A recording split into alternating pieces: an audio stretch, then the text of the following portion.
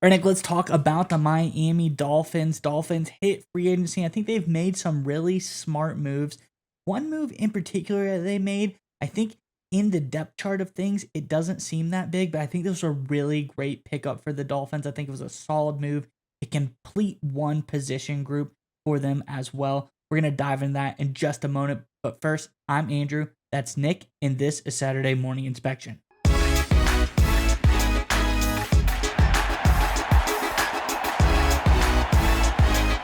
All right, Nick, as I alluded to, been a flurry of moves, a lot of stuff happening this free agency period. And already, I think this move by the Dolphins got overshadowed, but it was a really smart one. Let's jump right on into it. We could break it down, talk about why it was so good.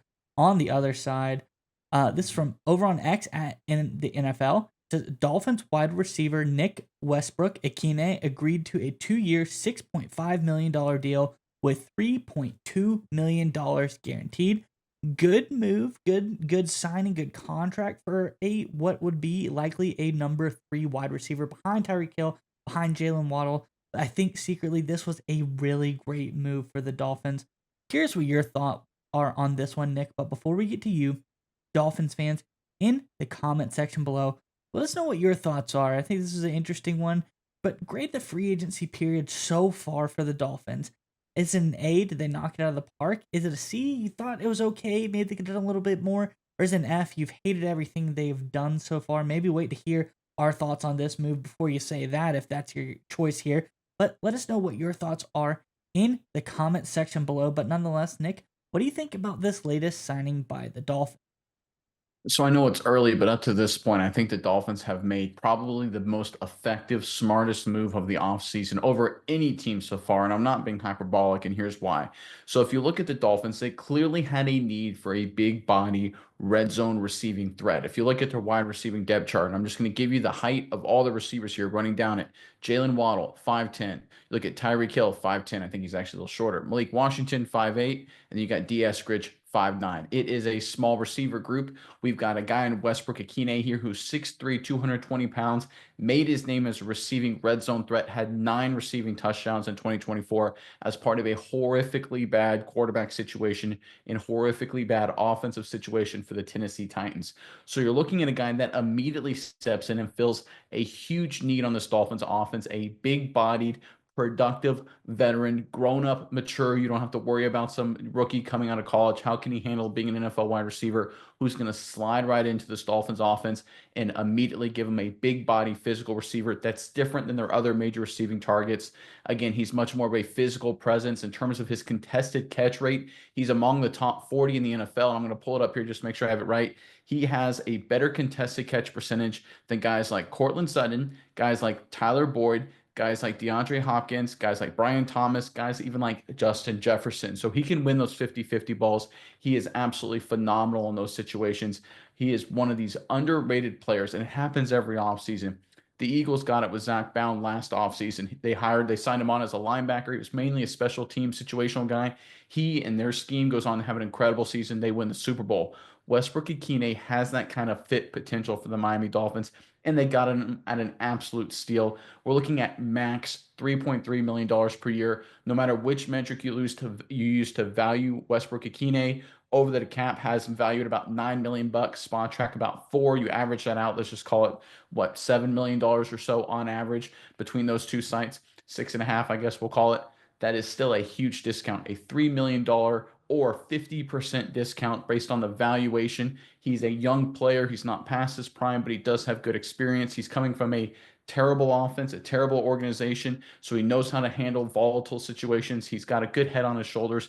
He is literally everything you want in a free agent signing, and you got him at such a bargain discount price. This was such an awesome, spectacular move by the Miami Dolphins.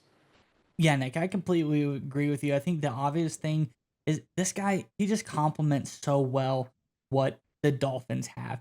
He's not the speedster, he's not the open field guy, but you got two guys that already do that in Waddle and Tyreek Hill. You don't need any more of that. I think what you said, the big body guy, that's who they've been missing, and this is the guy to do it. But he's not that bad as far as big plays go, anyways.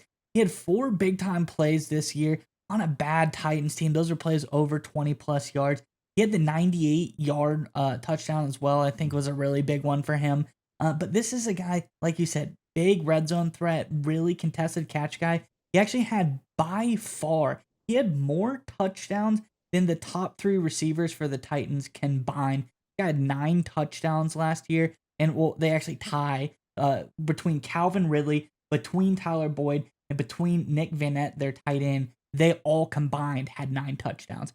So Ikhine is doing a really great job as far as catching touchdowns. And when you compare him to the other big threat receiver wise for the Titans last year in Calvin Ridley, Ridley had over 1,000 yards was on 64 catches.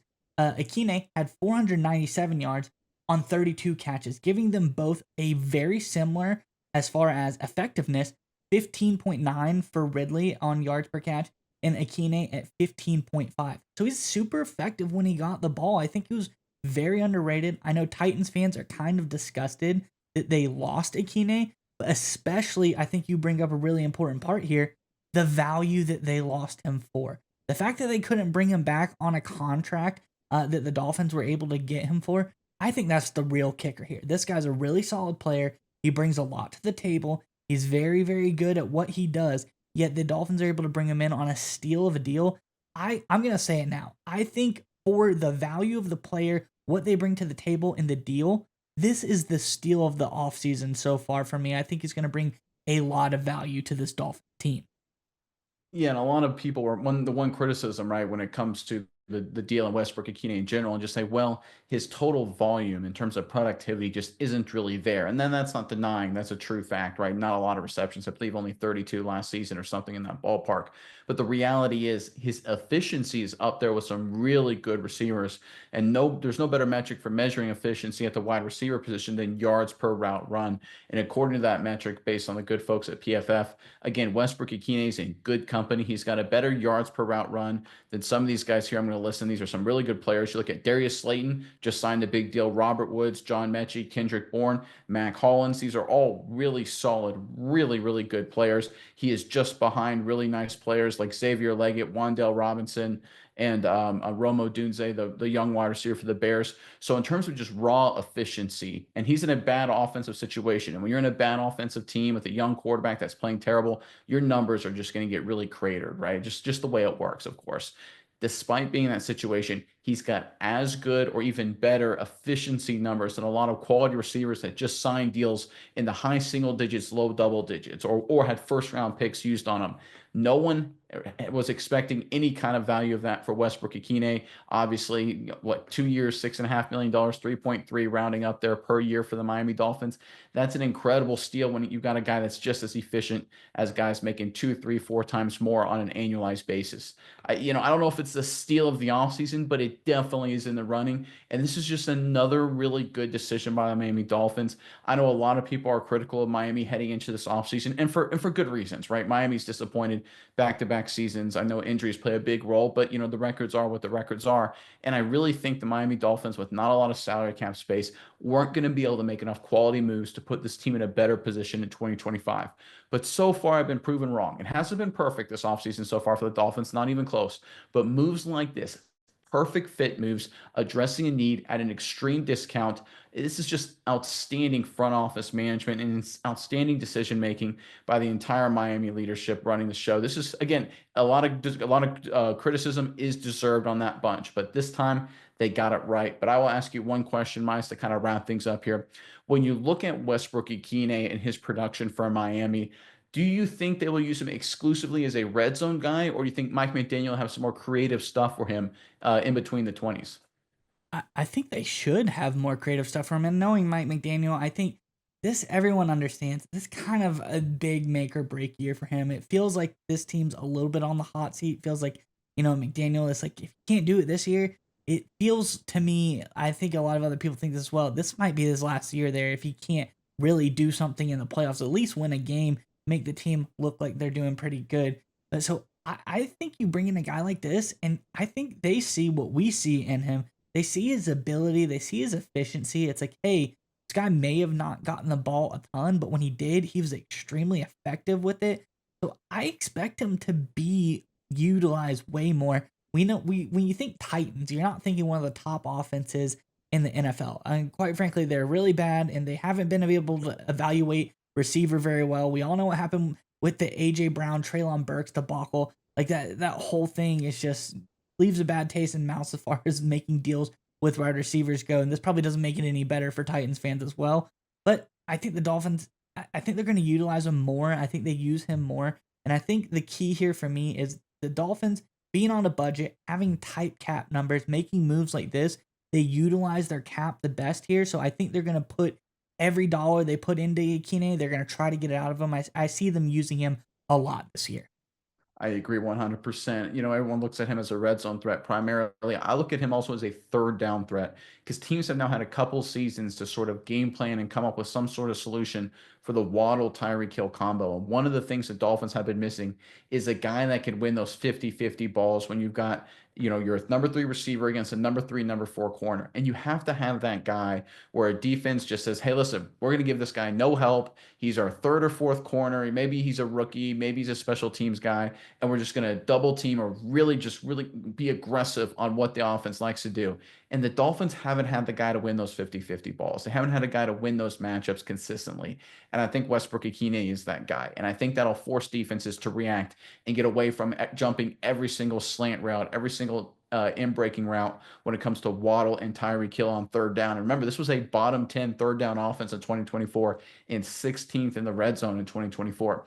I understand part of that, of course, Tua's injuries didn't help. But the reality is this is an offense that had some issues in that area. And I think it's because teams are starting to figure out different ways they can attack the offense to take Hill and Waddle away. And one of the things that happens when you do that is you leave a team's number 3 receiver on total islands on a backup corner with no help, maybe even with the safety. The Dolphins haven't had a guy who can take advantage of that matchup.